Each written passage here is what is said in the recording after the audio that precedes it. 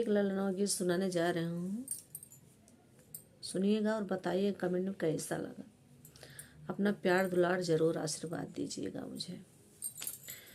ससुरे से ससुरु जे भेजले सुदिन वायर भेजे हैं सुदिन वायर बाबा मोरे लिहले धराई रे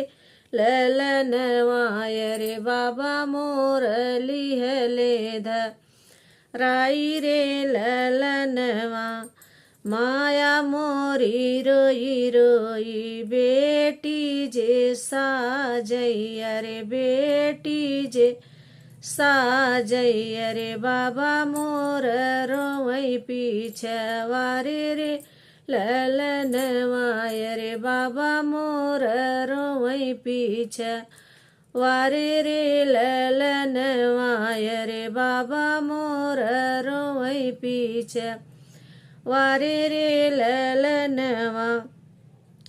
भैया मोर रोई डोलिया पकड़ी के यरे डोलिया पकड़ी के यरे आजो मोरी बहिनी